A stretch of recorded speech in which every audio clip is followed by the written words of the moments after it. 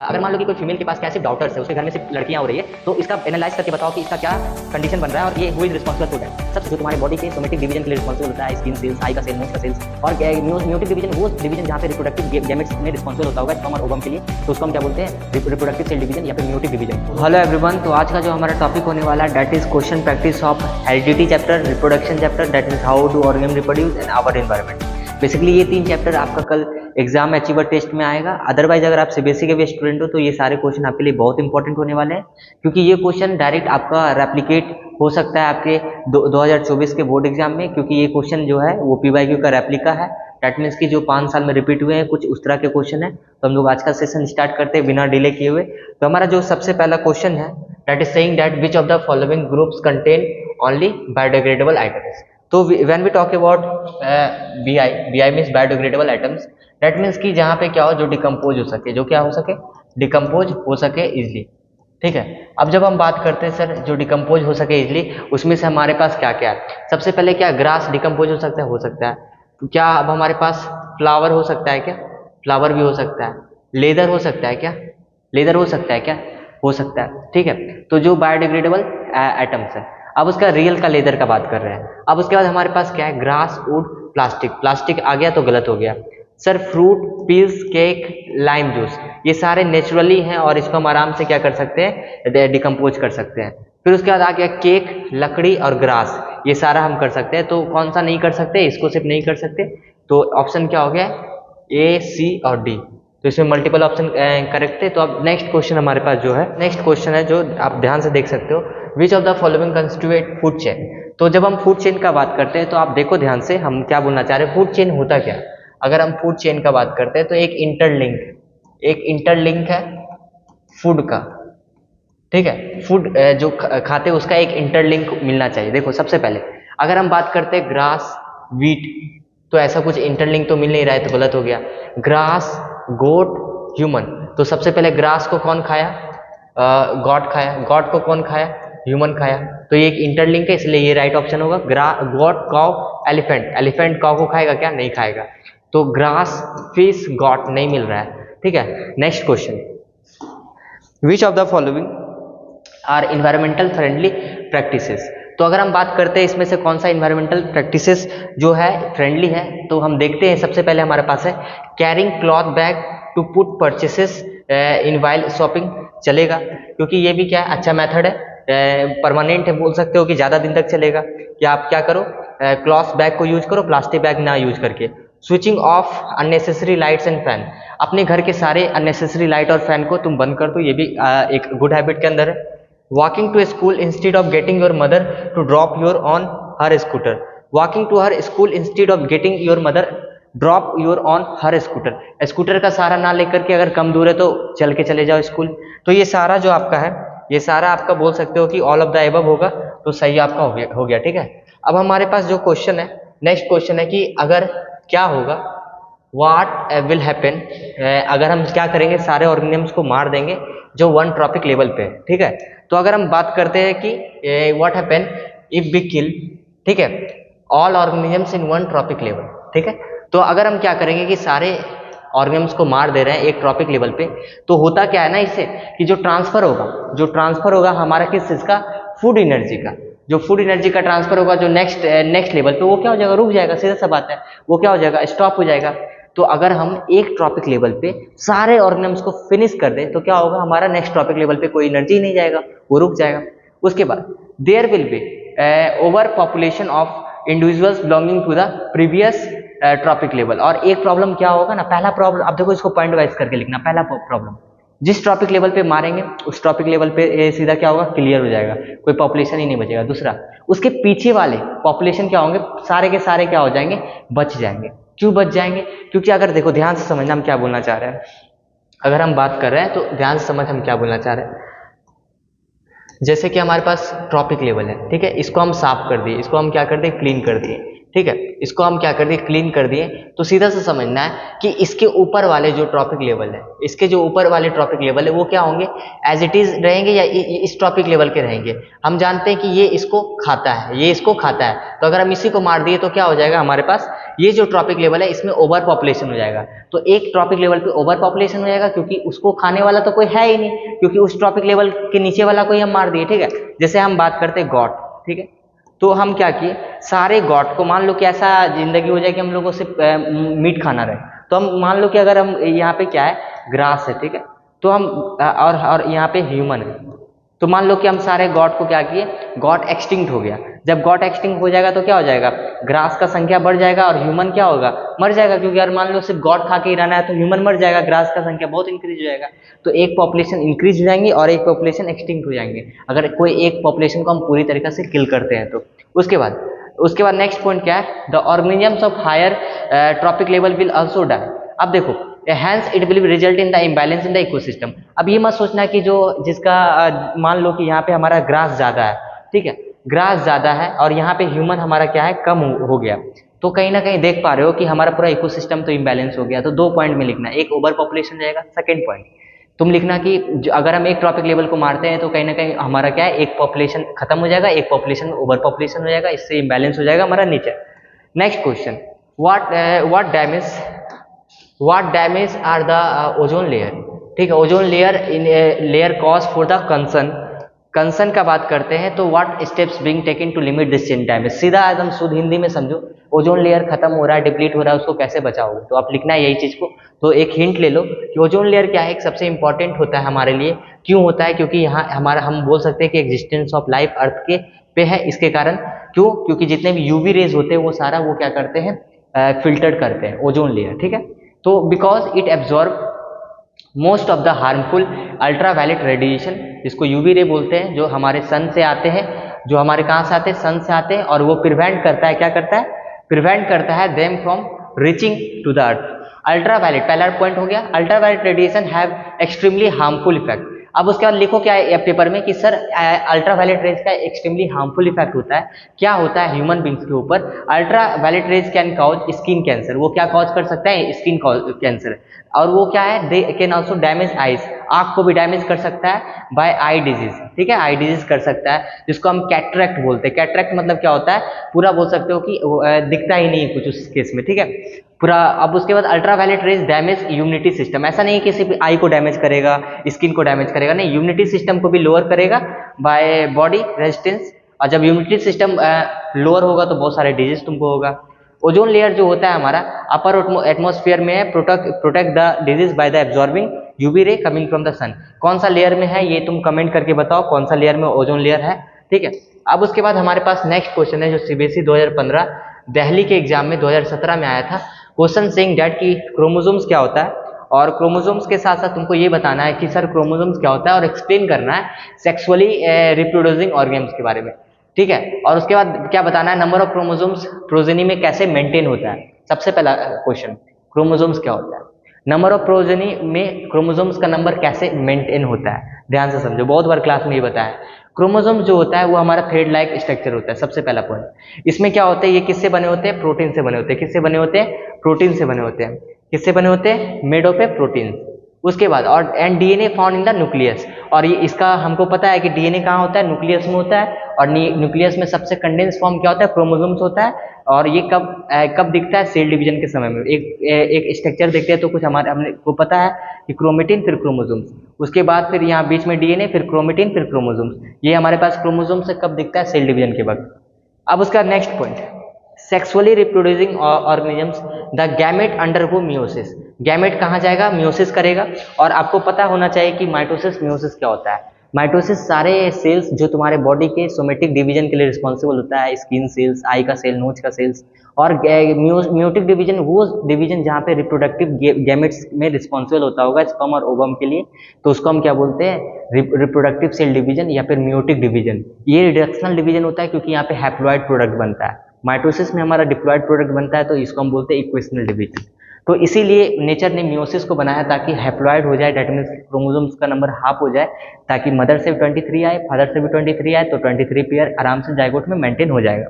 तो सीधा समझना है कि each gamete contain only half set, ठीक है, chromosomes. When two gamete fuse करेगा तो जायगोट का फॉर्मेशन होता है, ये सबको पता है। The full set of chromosomes hence the formation of gamete by meiosis helps to maintain a number of chromosomes. तो हम सीधा लिख सकते हैं कि सर मियोसिस हो रहा है तभी तो मेंटेन हो रहा है number of chromosomes. Next question हमारे पास है कि वुमेन के पास क्या है, हमारे पास हैज ओनली डॉटर्स। अगर मान लो कि कोई फीमेल के पास क्या है, सिर्फ डॉटर्स है, उसके घर में सिर्फ लड़कियां हो रही है, तो इसका एनालाइज करके बताओ कि इसका क्या कंडीशन बन रहा है और ये who is responsible for that. सबसे पहले अगर हम बात करते हैं कि अगर कोई ह्यूमन है और वो प्रोड्यूस कर रही है ओवा विथ एक्स क्रोमोसोम्स, तो अगर हम देखो इजी भाषा में सेक्स डिटर्मिनेशन को समझते हैं, तो सेक्स डिटर्मिनेशन है क्या, हमको पता है कि मेल और फीमेल, ठीक है। मेल को हम ऐसे डिनोट कर रहे हैं, फीमेल्स को ऐसे डिनोट कर रहे हैं। यहाँ पे होते हैं स्पर्म, यहाँ पे होते हैं ओवम। स्पर्म का अगर बात करते हैं तो इसमें एक्स और वाई क्रोमोसोम्स है मेल के पास, उसके पास एक्स एक्स क्रोमोसोम्स है। अगर एक्स एक्स मिल रहा है तो क्या बन रहा है, फीमेल। एक्स वाई बन रहा है तो क्या बन रहा है, मेल। तो हमको यहाँ पे समझना ये है सर कि अगर मेल्स में तो एक्स वाई है ना, फीमेल्स में तो एक्स एक्स है, तो who is responsible for boy child और गर्ल चाइल्ड, मेल ओनली, ठीक है। तो यहाँ पे ये लिखना है कि वुमेन्स जो है प्रोड्यूस करती है ओवा विथ एक्स क्रोमोसोम्स, और यहाँ पे हमको नेक्स्ट पॉइंट क्या लिखना है कि जो मेन होता है वो प्रोड्यूस करता है एक्स और वाई दोनों chromosomes, which actually determine the baby, ठीक है। वो कहीं ना कहीं जेंडर का बेबी कौन डिटरमाइन कर रहा है, mail.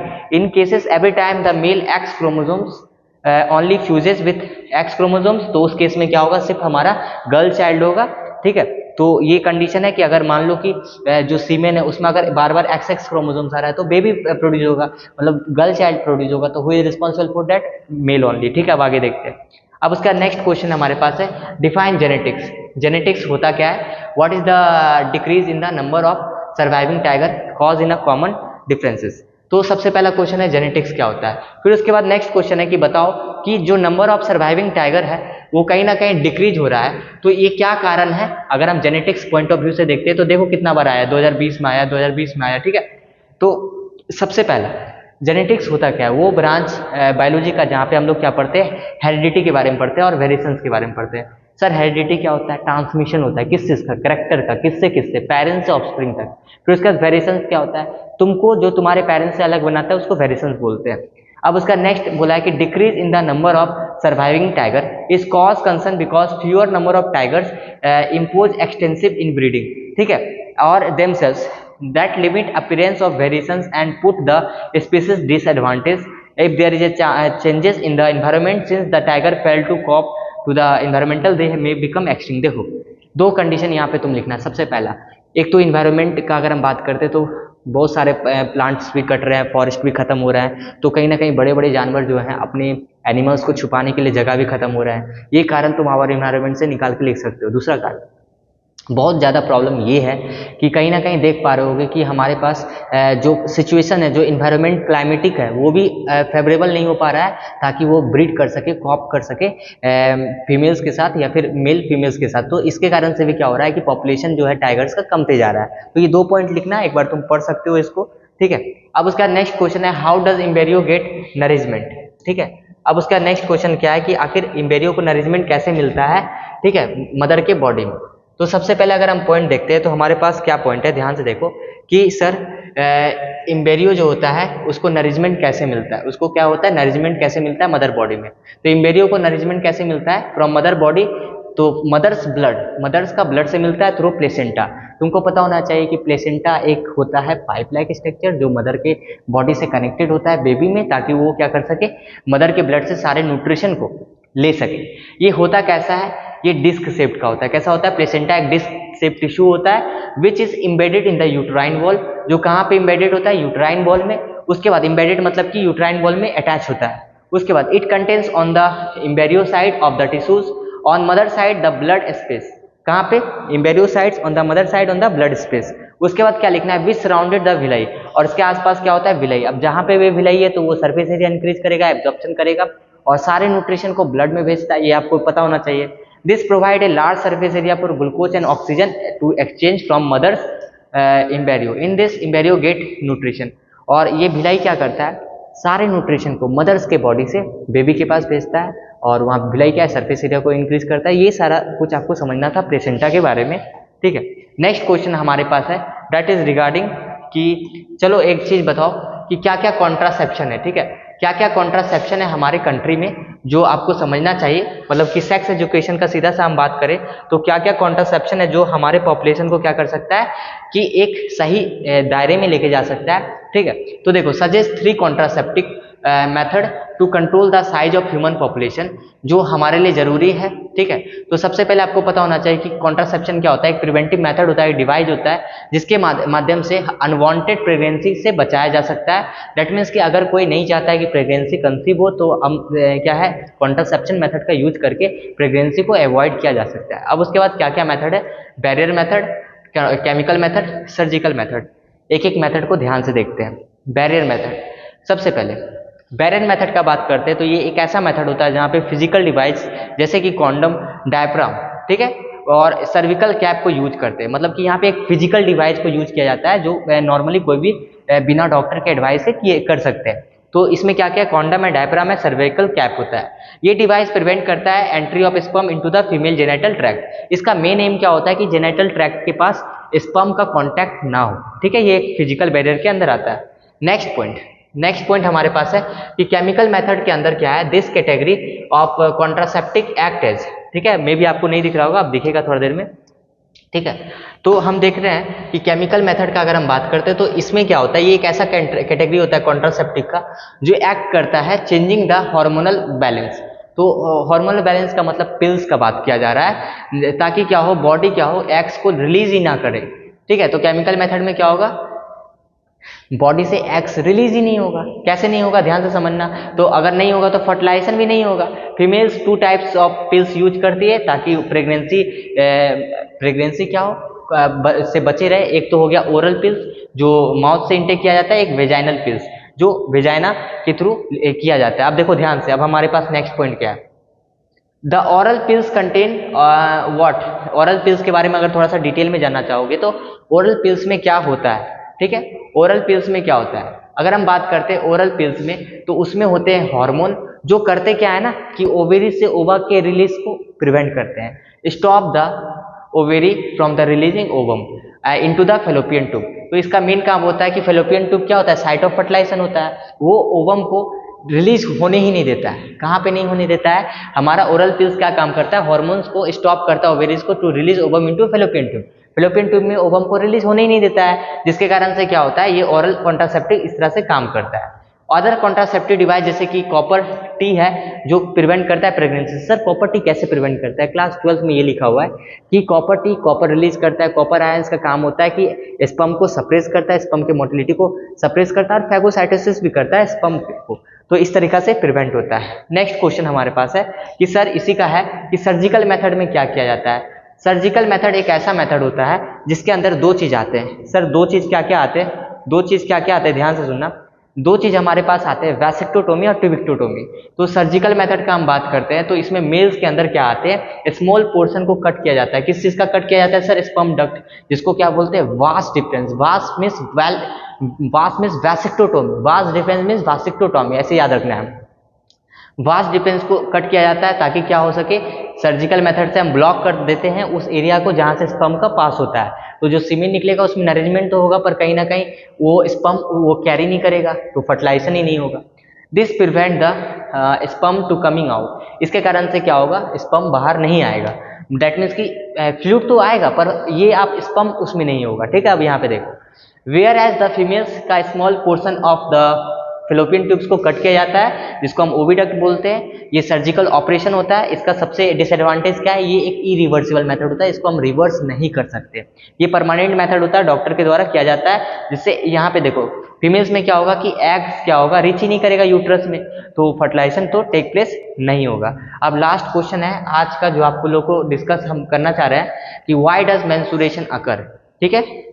Why does menstruation occur, menstruation होता ही क्यों है, कहाँ पे होता है, किसी में, बॉयज में होता है कि मेल्स में होता है कि फीमेल्स में होता है, फीमेल्स में होता है। अब ध्यान से समझो, सबसे पहले मेंस्ट्रुएशन क्यों होता है। मेंस्ट्रुएशन एक अकर होता है किसमें, ह्यूमन फीमेल्स में, only when the eggs is not fertile. अब देखो ये कब होता है, जब एग्स फर्टाइल नहीं होता है तब होता है, ठीक है। By the male eggs is not fertile by the male sperm. अब देखो मान लो कि स्पर्म का इनकाउंटर हुआ है फीमेल के वेजाइना में, डेट मीन्स कि सेक्सुअल इंटरकोर्स हुआ है, कॉर्टियस हुआ है या फिर सेक्सुअल इंटरप्ट हुआ है, तो इस केस में क्या होता है, अगर मान लेते हैं कि प्रेगनेंसी कंसीव नहीं हुआ है, तो इस केस में क्या होता है, हमारा मेंस्ट्रुअल साइकिल मेंस्ट्रुएशन अकर होता है। और ये हमारा आगे क्या समझना है कि since the eggs is not fertile so the thick and soft uterus lining, जो स्पर्म के लिए बना हुआ था थिक और यूट्रस लाइनिंग जिसके पास बहुत सारे ब्लड कैपिलरीज थे, वो जो अब नहीं जरूरी है। Thus if unfertile ovum disintegrate within a day and the uterus lining also break down, uterus का लाइनिंग ब्रेक डाउन हो जाएगा। और इस तरीका से हमारा क्या होता है, आप सीधा से समझो कि ये वेजाइना ट्रैक के थ्रू ही क्या होता है, ये सारा ब्लीडिंग के थ्रू निकल जाता है। तो ये था आज का डिस्कशन, थोड़ा सा फास्ट होगा। आई थिंक कितना बज रहा है ये 10:20, ठीक है। तो इसको 10:45-50 तक में हम लोग एडिट करके जल्दी से वीडियो को अपलोड कर रहे होंगे। तो आई होप कि कल का टेस्ट आपका अच्छा जाएगा। तो थैंक यू फॉर वाचिंग। अगर आप नॉन एकेडमिक के स्टूडेंट भी हो तो फिर भी ये आपके लिए काफ़ी इंपॉर्टेंट होने वाला है, क्योंकि ये सारे इंपॉर्टेंट क्वेश्चन है और यही इसी तरह के क्वेश्चन एग्जाम में आते हैं। तो बेसिकली ये याद रखना कि हम लोग अच्छी तरीक़ा से सब चीज़ किए हुए हैं। इसका NCERT सॉल्यूशन अवेलेबल है, इसका लेक्चर अवेलेबल है, हेरिडिटी का लेक्चर शॉर्ट में अवेलेबल है, तो आप उसको चेकआउट करो, ठीक है। तो हम लोग मिलते हैं जल्दी नेक्स्ट लेक्चर में। Thank you.